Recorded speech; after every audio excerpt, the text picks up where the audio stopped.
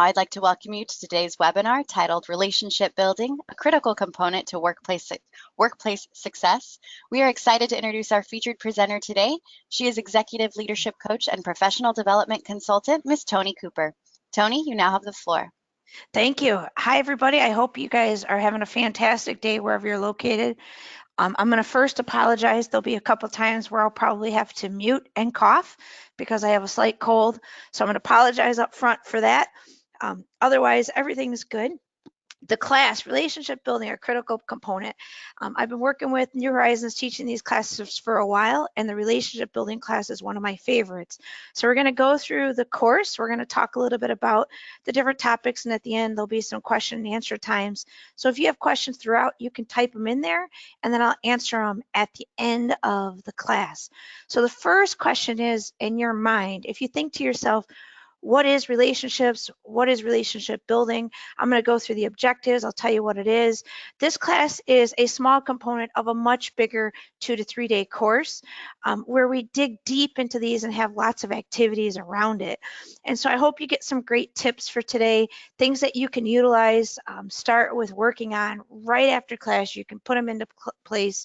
You can practice them. You can do some of the things that we're going to do. So what are we going to learn in this next hour? Let's start with that. The goal of today is to understand the importance of effective work relationships, demonstrate professionalism through your behavior. We're going to talk about different behavioral styles and how that relates to you and how you can communicate with those different styles, and then communicating effectively to create rapport and connect with others. When it all comes down to it, relationships is all about connections.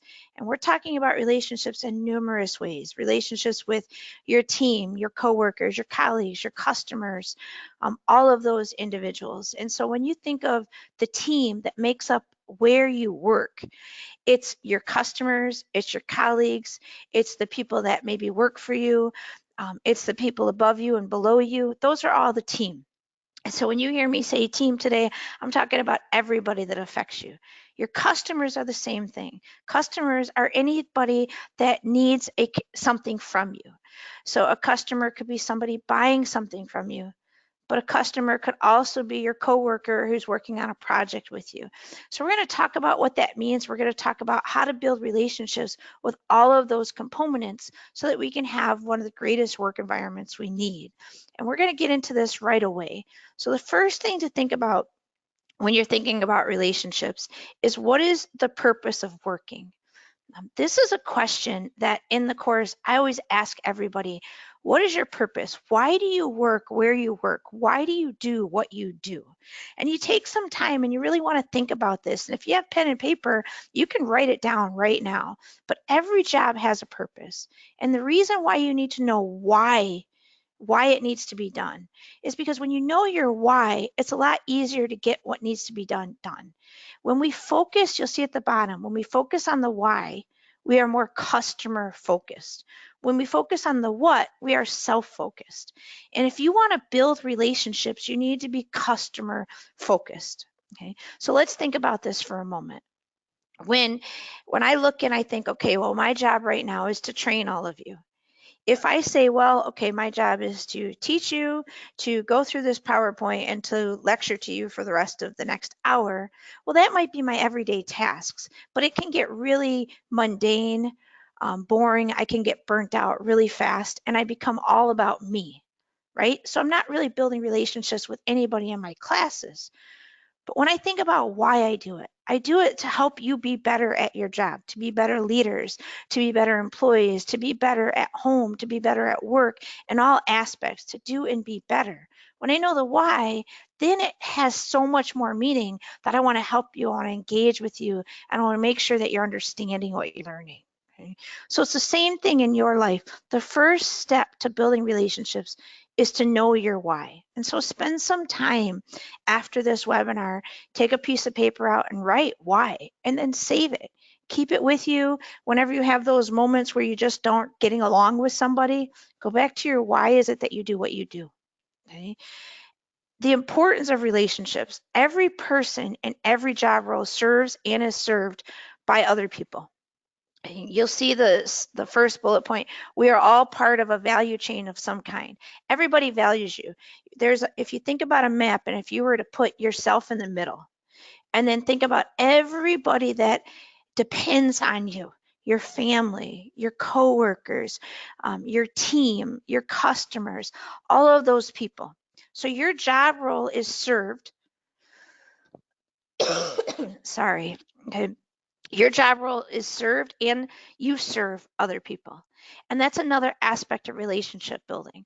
So a lot of times what happens is when you have really good relationships with other individuals, when you're building strong connections and you have a very good collaborative team, it's because you understand that you're there to serve them and they understand that they're also there to serve each other.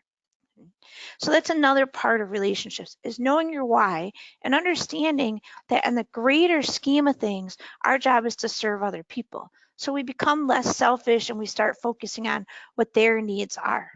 Okay. In the regular class, we'll dig deeper into this, but for today, this is big pictures. Relationships support effective teamwork. Relationships between individuals in the chain can either help work to run smoothly, interrupt the flow, or prevent it altogether. A lot of you probably already know this. You have people that you work really, really well with, and then there's people or customers that, when the particular customer calls, you just don't want to answer that phone, right? So good relationships support effective teams. So therefore, it flows better. There's more collaboration, better communication. It's more positive relationships, and you have a better flow for the team. When there's a crack in it, obviously it's not effective. It's about effect. Being effective is something most of us strive for, but few really understand. I want to focus on the bullet points here in the middle. Effectiveness is doing things in a way that has an all-around beneficial effect on our own results, the results of others, our own image and reputation, the image and reputation of our team, and our organization. Effectiveness refers to how we do what we do. It refers to our attitude, our mindset, and our approach to others. So I want you to think about this for a moment, okay? If you're thinking about relationship building and how it has an effect, everything that you do affects the results, affects reputation, affects image, affects your team. Okay? So if I walk into my work environment, let's say I walked into this webinar and I had a really bad attitude, I thought to myself, I don't want to be here, then you would hear a completely different webinar that you probably would not get a whole lot of information in, right? It wouldn't be effective. You probably would take yourself off the webinar completely. But when we walk in and we realize that everything that we do affects other people, and we go back to that why and we understand that, then you can realize that everything is a cause and effect. So what you say to others is going to directly affect how they're going to respond, and so on and so forth. I'm going to give you a big example of that at the end of this webinar with a story. Okay, and I'll share that story with you later, and we'll come back to this.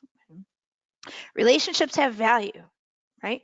Absolutely. You guys are on here, so you know that. When we work in a way that acknowledges each other's needs and we collaborate for mutual success, we enhance the value of relationships for both parties. Rather like putting goodwill into a goodwill account, right? It creates positive feedback. It creates an environment where people want to work there, people want to be there. And again, in the course, we'll talk about how to actually build these values, but I'll show you some things today too. Okay. How do you do this? So first and foremost, when we think about the why, the fact that we serve others, the fact that relationships build better teams, and the fact that relationships have value, the next thing we have to look at is our attitude towards relationships. Okay. I can't, we'll talk about this in a moment, so I'll repeat what I'm going to say, but I can't change other people, but I can change myself and my thinking. And so when we think about that, the first thing to building positive relationships is your attitude. Okay? You have to have respect, you have to be reliable, and you have to focus on results. And what do those three things mean? Okay, respect, treating each other with respect, being kind. I don't have to agree with you, but I can respect your opinion or your thoughts or your ideas. I can listen, I can communicate. So the first thing that you want to do is, what is your level of respect to other people? That's the first step if you want to build a positive relationship, is respect. Okay? Again, I don't have to agree with you, okay, but I can respect you and I can be kind. You have to be reliable. Another part of what you need to be is reliable. Do what we have said we will do and meet our commitments. And if we don't, apologize. I mean, I get it. There are times where you might promise something, you didn't write it down, you forgot about it, whatever. And when you realize it, apologize. Okay, that's still part of reliability. I have, if you want a nice simple tip, my administrative assistant did this, gave me this tip, and I do it all the time. So from now on, anytime that I make a promise to somebody, and I have my calendar and my notes, my reminders on my phone. I set a reminder on my phone that says, send such and such to so and so, and then I'll set a date and time. So if I tell somebody, matter of fact, just happened this morning, I told somebody that I'd send them something by Friday. So on my phone, it will say, send this such and such email to Carnell by Friday at noon. And so I set a date and a time. That's one way to show reliability, to put it into, set it as a calendar item so that you meet your commitments. And then put a reminder. So I have a reminder that will remind me on Thursday to send this to Carnell. I also have a reminder an hour before if I haven't completed it. Results. Deliver the results you're responsible for.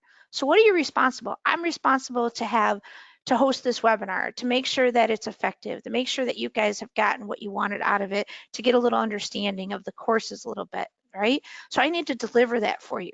If you were coming to a relationships course and I started teaching you about business writing, I'm not delivering the results that I was responsible for. So do what you say you're going to do, be respectful with it, and then deliver on that. Okay? So those are 3 steps to building positive relationships that you can start with right now. You can, when we're done with this webinar, you can get off the phone and you can start putting these into place. And if you are not a respectful person, you need to start working on it. If you're not reliable, start putting a system in place. And if you don't deliver the results, then get training so that you can deliver those results. I keep wanting to say, are there any questions? But I forget those aren't till the end. All right, relationships are independent or interdependent, not independent, I'm sorry, interdependent. And we've kind of been talking about this. We are all connected to one another. Right? Unless you live in a box all by yourself, you all depend on somebody. When you go to the grocery store, you're dependent on the cashier, right? To ring up your items. Okay. When you order something online, you're dependent on the delivery person to deliver them, right? At work, I assume that you don't work all alone in a little spot by yourself in a janitor closet, right? You're interdependent on different projects. So you have to go back to having that attitude of respect, reliability, and results. We are mutually reliant on each other, and success depends on a productive relationship. And so when you don't have a productive relationship, okay, you don't get the results you want. So you need to think about, how do you build those productive relationships? We have to start with you. And in a few minutes, we'll talk about different behavioral styles and understanding who you are so that you can then think about how to best work with others. Because sometimes you don't work together well because maybe that individual just is not like you.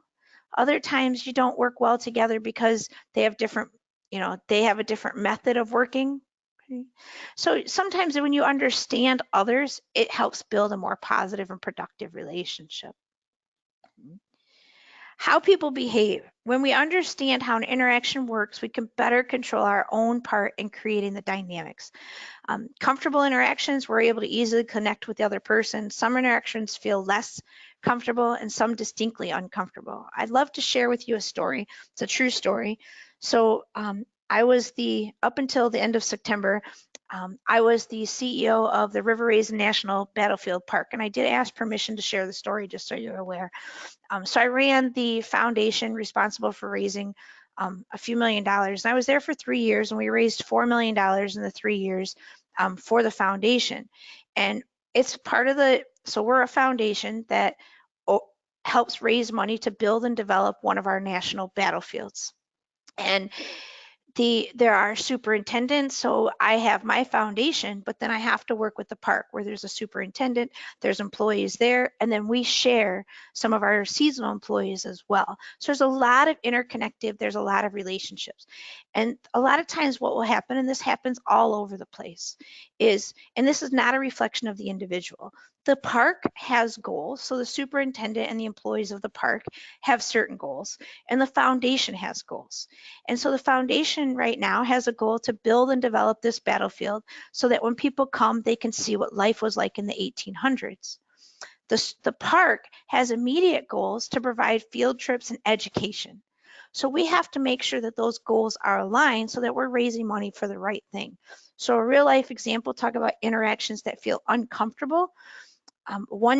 The park decided to do a particular event, and that event was not approved by the foundation, so we were not able to run or to help with that particular event because that event had nothing to do with the goals of the park or the goals of the foundation. So they were not aligned with one another.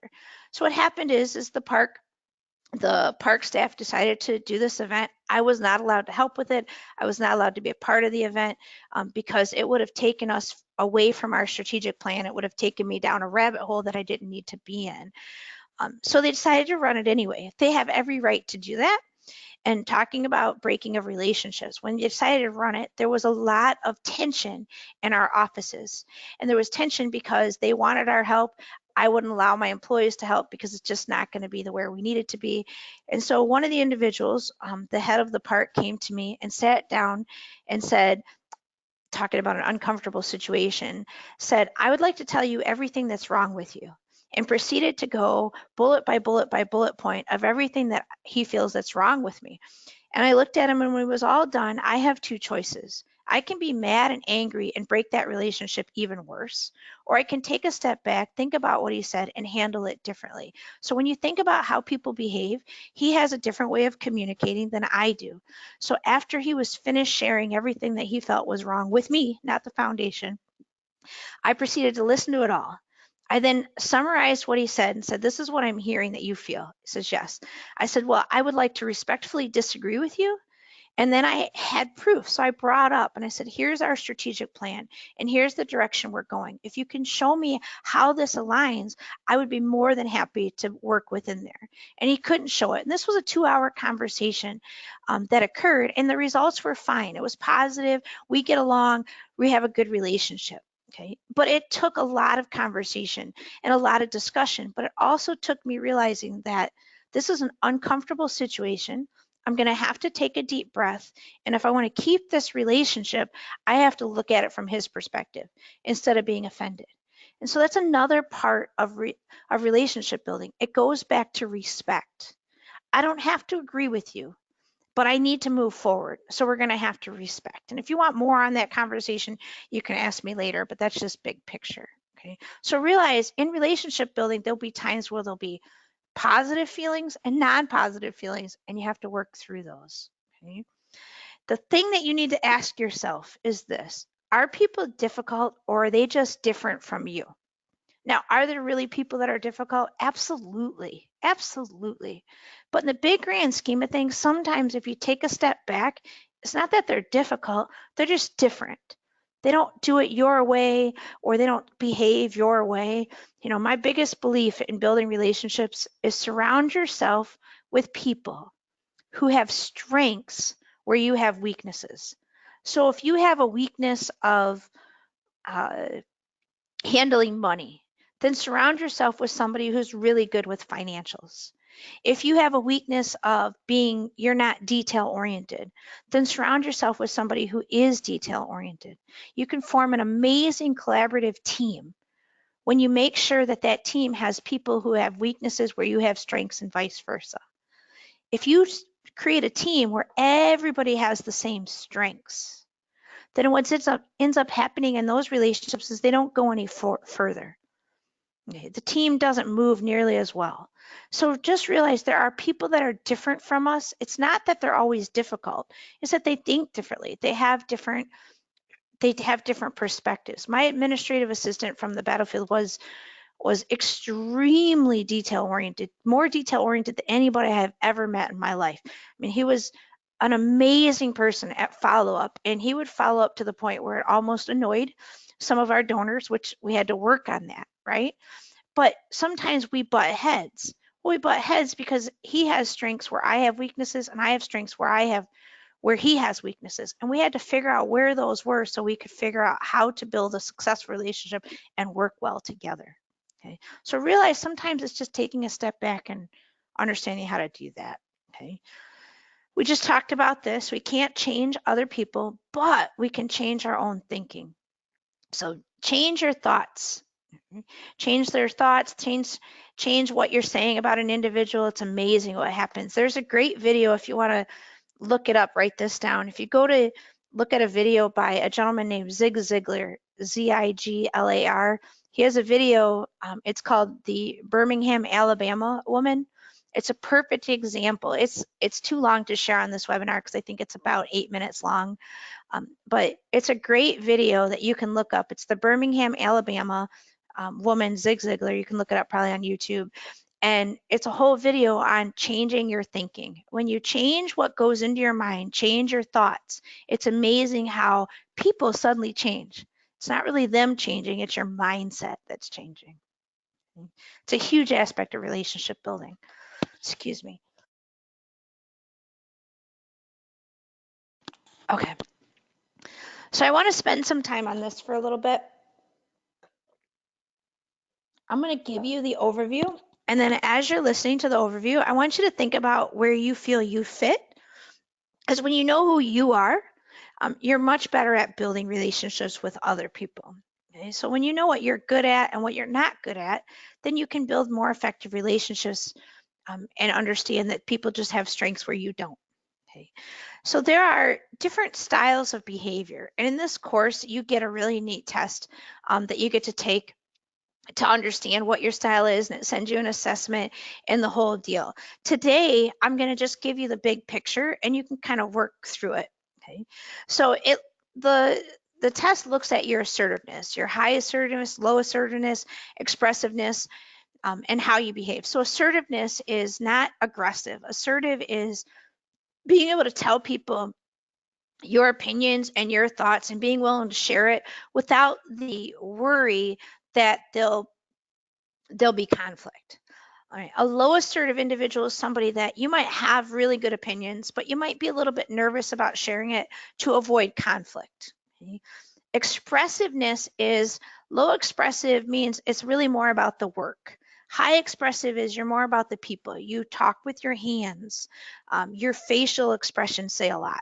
Okay, so when you're low expressive, you don't tend to talk with your hands as much. Your facial expressions stay a little bit more, you probably keep a very similar facial expression throughout the conversation. Where a high expressive, you'll see highs and lows in their tone and things of that nature. So that's the big picture there. So what do these different styles mean? You'll see there's 4. The red triangle says direct. The yellow diamond is spirited. The green oval is a considerate. And the blue square is systematic. Okay, so what do these mean to you? We're going to go through them. I'll show you a slide that tells you more, but I'm going to give you the thought and I want you to think where you think you fit in. Now, many of you are already saying, well, I fit into all of these. That is absolutely true. You have a little bit of all 4 of these in you. What you have, though, is you have tendencies. That means you have a tendency to be more of one or the other. Okay? So you may find that you tend to be more considerate than more direct. So you have tendencies that you lean towards. But everybody has a little bit of this in us. And yes, it could be dependent on the job that you have. Okay? So direct. Let's look at direct first. Direct individual is the one where you always know where you stand. Okay? They'll tell you like it is. If you were looking at a bullseye, they'll hit the bullseye. They don't tend to talk in circles. So when they ask you to do something, they'll say, can you complete project A? Done. Or can you complete project A by 5 o'clock on Friday? That's very direct. It's to the point. Okay. They're generally pretty transparent. Okay, so what they're thinking, you know who they are. You probably even know how they feel about you. Okay, they tend to be much more strong-willed and very assertive. The spirit individual is more focused on people. So the spirit individual is the individual that likes to work in teams, likes to work with people. And if they were to send you that same email about, can you complete project A, their email or question to you would be, hey, how are you doing? How's life going? Or how was your weekend?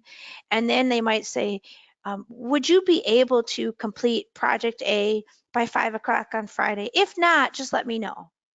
Okay, so they might do that, or they might just say, would you be able to? Okay, thank you so much. I really appreciate you, da, da, da, da, da. Okay, so a spirit individual is about the people. Okay?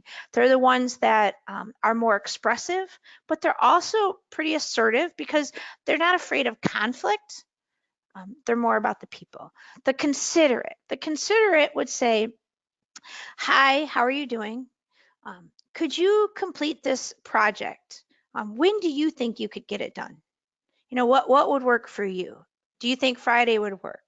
So considerate is really focused on feelings. They're very in touch with they're generally really good at emotional intelligence, but they're really in touch with people's feelings. They don't like conflict.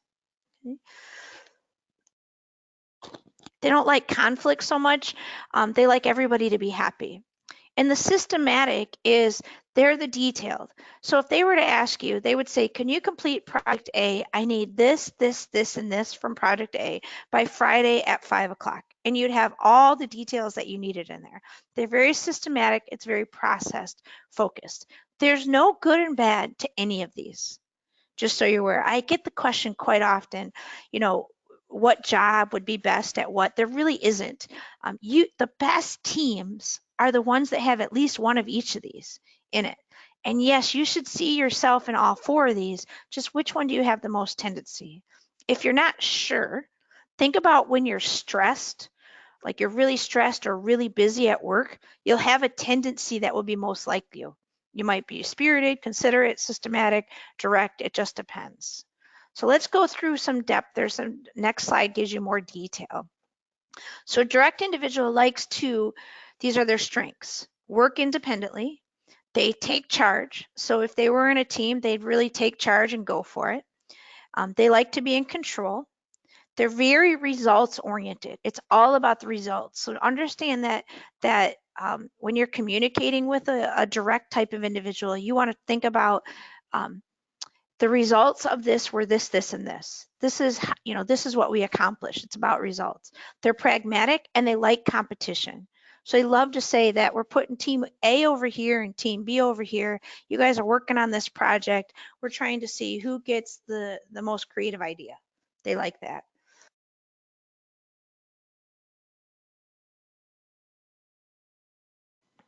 Okay. The spirited individual. The spirited individual is the individual that generates excitement for the team. They're outgoing, they're everybody's friend.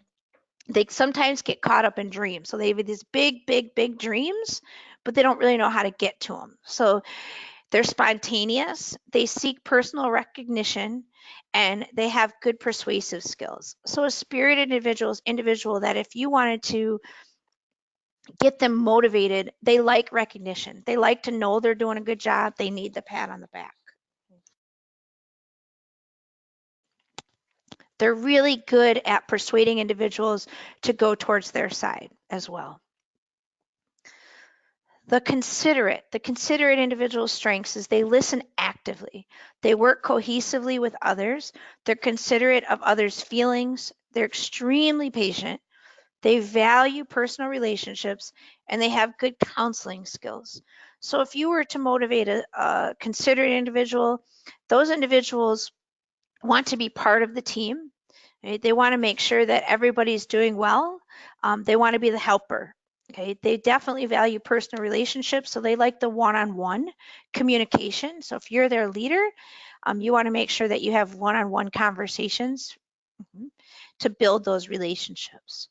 The systematic individual, they make decisions based on facts. It's all about the facts. So if I went to a systematic individual, I wouldn't tell them my opinion. I would tell them I did this research, or I tested it this way. This didn't work. What ideas do you have? They want specific details, so they like bullet points. Okay? They're analytical.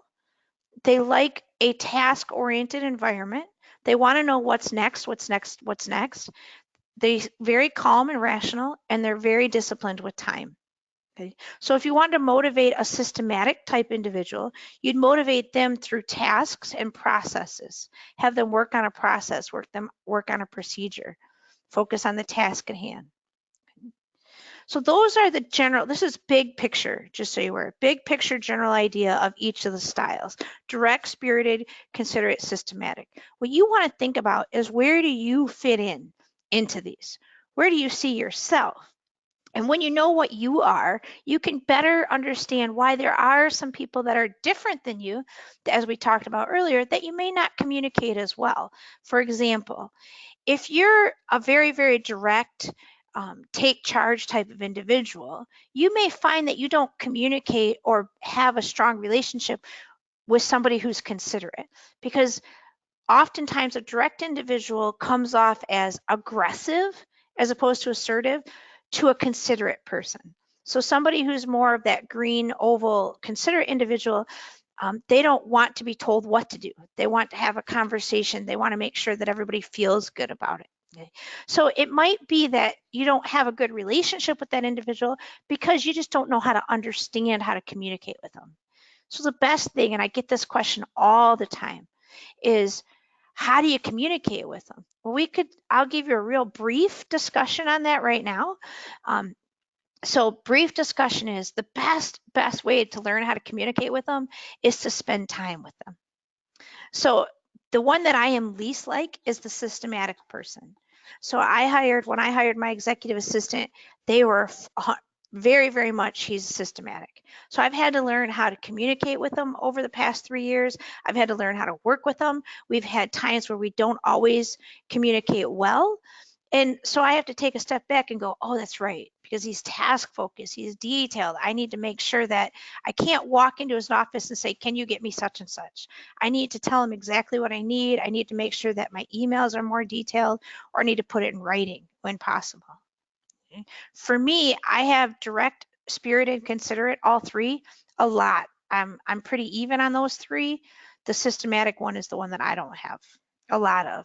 So I have to understand that, and when I'm communicating with that individual, I have to look and go, all right, they're task focused. So I need to send them emails. I need to give them more details. I need to make sure that I follow up, all of those kind of things. Let's say that the person that you don't communicate well with is spirited. Then what you need to realize is you need to give them time to talk. So when you walk into their office or their area, or if they're a customer and you're meeting that customer, you need to say, how are you doing? How are things going? And when they proceed to give you the answer, you need to listen. And then we can talk more about that later. Okay. All right, the trouble spots. So while they all have strengths, they all also have weaknesses. Now, don't think to any of these, don't think that any of these are, you're like, oh, this is terrible, because remember, you have strengths and you have weaknesses. So areas of growth, trouble spots. The trouble spot with the direct is they put results ahead of feelings. So they forget. I'm working with a particular individual that she's oversees a bunch of leaders, and she's very, very direct. And they said, we would just like you to at least say thank you. She goes, it's not that I don't appreciate them, I just forget. And it's just not part of her. So she puts results ahead of feelings. She just has to learn, and she's doing it better and better, just saying thank you and appreciating people. Sometimes isn't too much of a hurry, because it's about get it done, get it done, get it done. Personal reasons unclear to others. They're not going to share their personal life with you. And they overemphasize competition. Sometimes it's all about competitiveness. Okay. The trouble spots are areas of growth for spirited.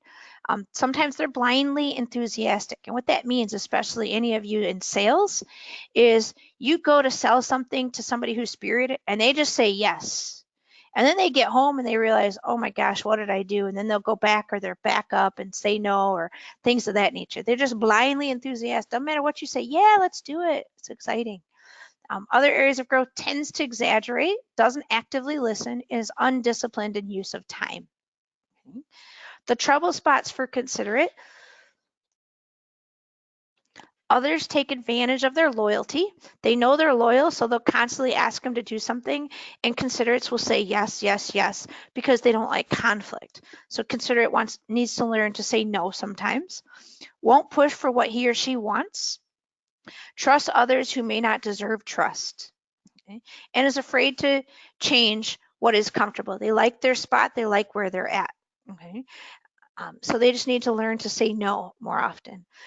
Systematic, spends too much time making decisions. I want to point out what this means. This means that sometimes they have trouble like pushing the gas pedal or saying go.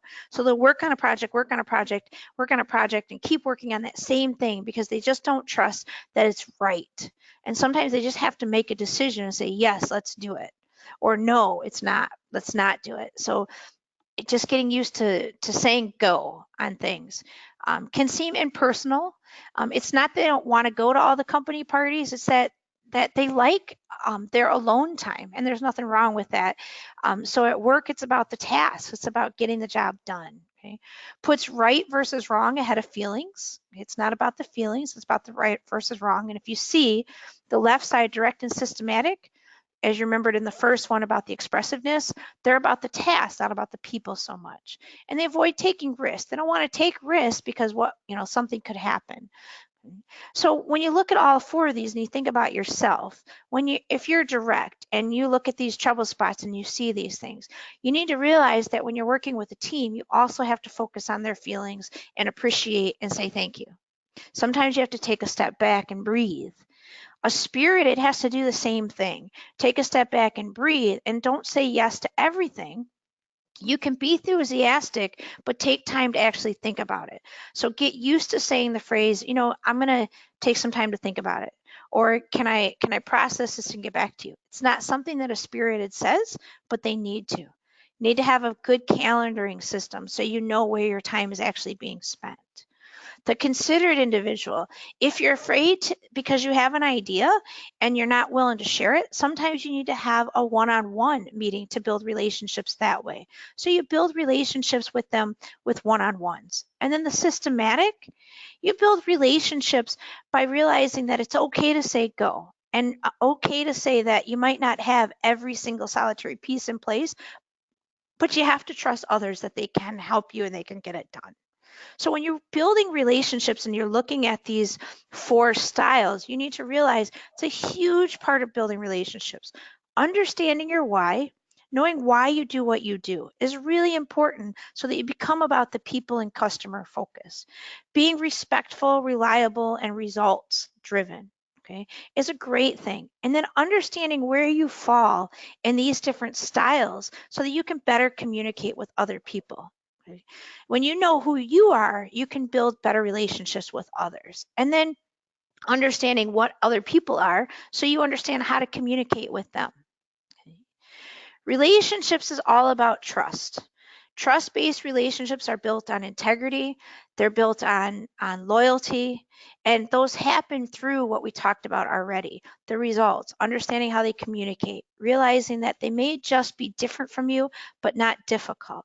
And really, relationship building is sometimes just taking a deep breath and going, all right, where is that person coming from? Okay. So it's about results, communication, and relationships, all based on trust. If you don't have trust, you don't have a relationship. So just like if you were building a house, you have to pour the foundation, okay, so that the house can stand. It's the same thing. Trust is the foundation of relationships. Doesn't matter how much I know about behavioral styles, doesn't matter how good I communicate. If I don't show integrity, if I break their trust, the relationship will be broken, and then it will take some time. So this is the big picture of relationship building. It's the overall. There's so many pieces to relationship building. It's why it's one of my favorite courses. I like this one along with, we have this great class on communicating across organizations. They go really well together.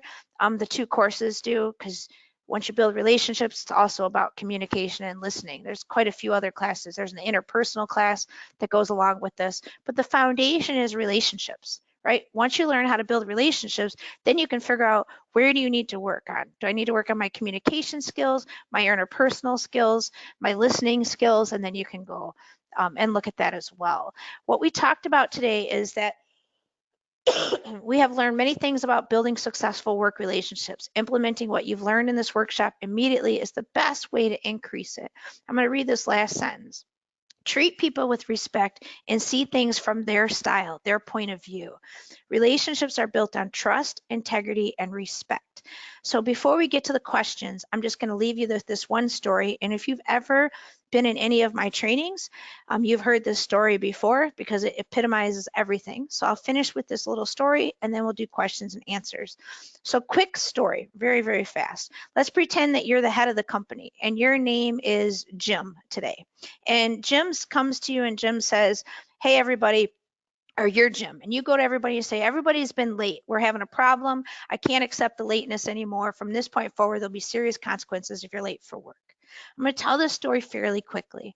So the next day comes along, Jim wakes up and realizes his opportunity clock didn't go off. So he jumps out of bed, he gets dressed as fast as he can, Jim gets in the car, he starts driving, and he hears roo, roo, roo, roo, roo behind him, realizes he just got pulled over for speeding.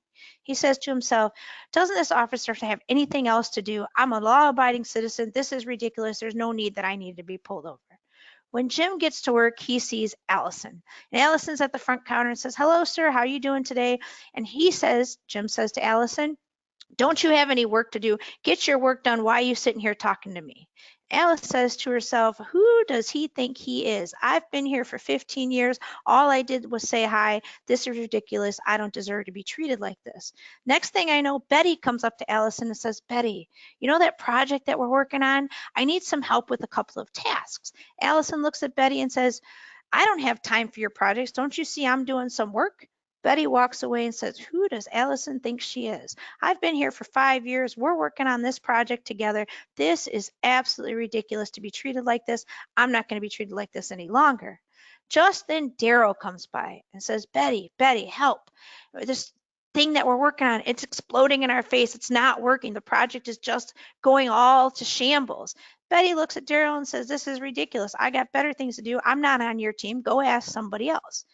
Daryl walks away frustrated. Who does she think she is? I've been here for 20 years. I don't deserve to be treated like this. I put in too much effort at work. Well, by this time, it's the end of the day, and Daryl's still livid. He's driving home. When he gets home, he notices he walks in the door and his son comes up to him and says, hey, Daddy, how are you? He looks down and notices his son has holes in his really good school pants. He looks at his son and he says, I told you that when you get home from school, you change your clothes. March upstairs to your room. You're grounded. The little boy walks up to his room and says, this is ridiculous. All I want to do is play. Who does he think he is? Now, just so you know, no animals were truly harmed in this is the story. And just then a cat walks by. And the cat walks by, Daryl's son kicks the cat. So what's the lesson? Wouldn't it have been easier for Jim to wake up in the morning and instead of speeding to work, drive straight to Daryl's house and kick the cat himself? See, in relationships buildings, how you treat somebody affects the next person, the next person, the next person, the next person. It's a trickle-down effect. So realize that everything you do is affecting relationships and serving others in so many ways. So the lesson in this webinar is don't be a cat kicker. Build positive relationships. So thank you. It's now time for questions and answers.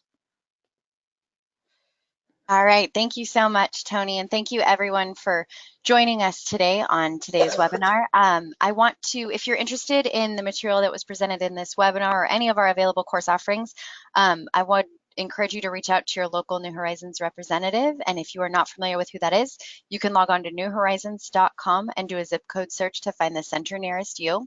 On newhorizons.com, you will also find our courses under the leadership and development.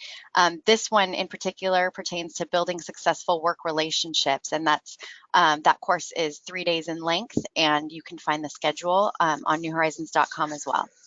So if you have any questions, I see we have a couple in the chat.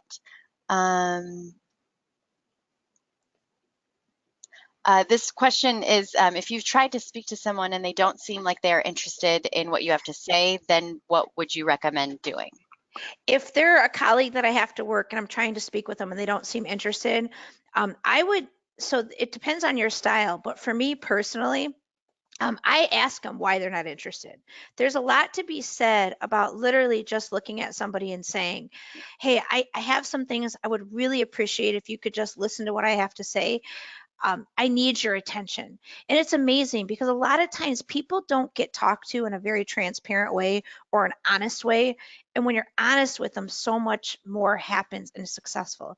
If you still don't have results with it, sometimes writing them in an email on your thoughts and saying, hey, I just have some thoughts to share with you. Here's the big picture. If you could think about this and we could meet to discuss it more, sometimes that's an option as well.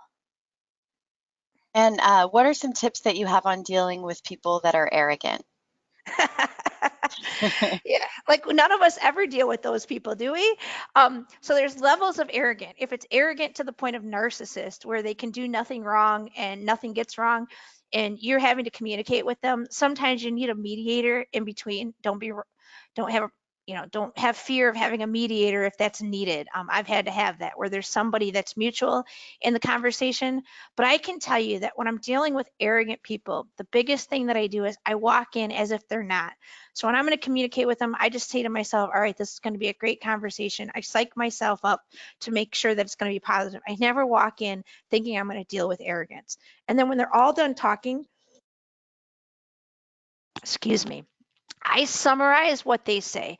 So I really, really work on paraphrasing. The best thing you can do when somebody is very arrogant is to paraphrase. So they feel like you're listening. They feel like, well, you should be listening.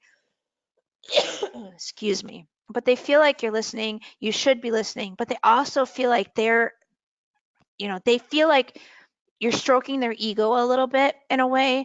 And so really, really concentrating on being a great paraphraser. So when they're talking to you, and you're like, how do you deal with arrogant people? And they say, da da da da da. I'm like, oh, so what you're saying is da da da. Is that correct? Am I hearing you correct? And they'll go, yeah, da da da. So you're asking a lot of questions and you're paraphrasing, but your questions are guiding the conversation. And that's a whole nother topic of discussion on how to ask the right questions. But you make sure that your questions are leading the conversation where you want, paraphrase, and then ask a question. So real life example. Let's say you asked me, Tony, I deal with arrogant people by just avoiding them. And I'd say, so what you're telling me is that you avoid arrogant people. And they said, well, yeah. I said, well, how could I not avoid somebody who's arrogant? So you see, I'm just asking questions and building on it. And they're like, well, da da da da da. So I'll take a word that they say. I'll take a word that they say in their sentence, and then I'll ask a question based on something that they said.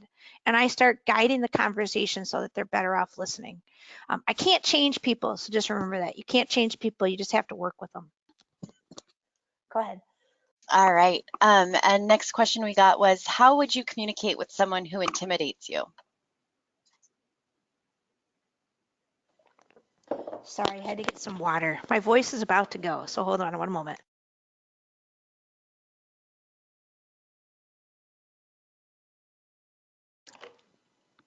I apologize, I'm going to be coughing for a few minutes. Okay. Intimidating, people that intimidate you,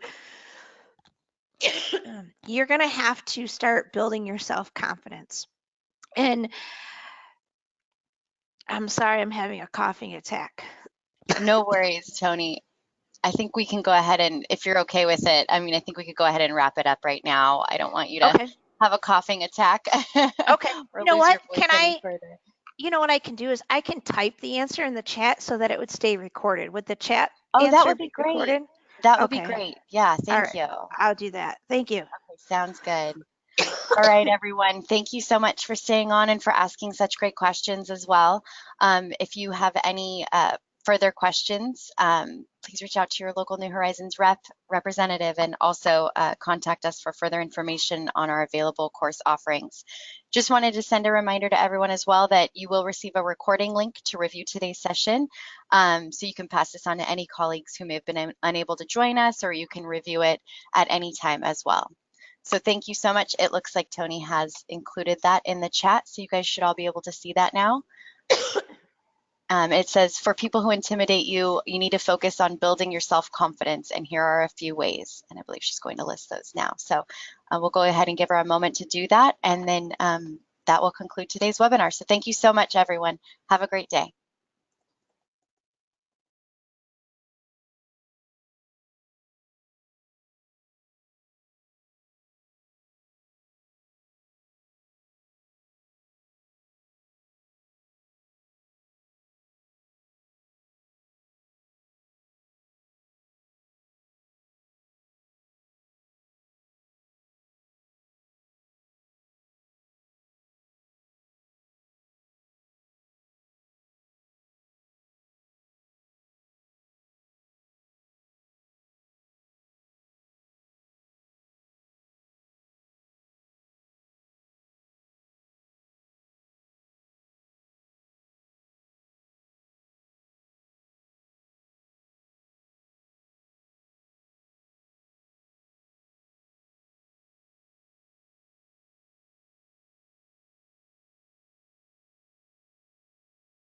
All right, and for those still on, hopefully you can all read that, but in the chat. But if not, here's what Tony's written down. It says, for people who intimidate you, you need to focus on building your self-confidence, and here are some ways you can do that.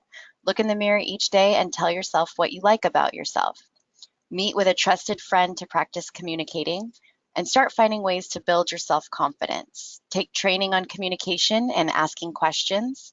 And when you learn to ask effective questions, you become less intimidated. So hopefully that answers your question.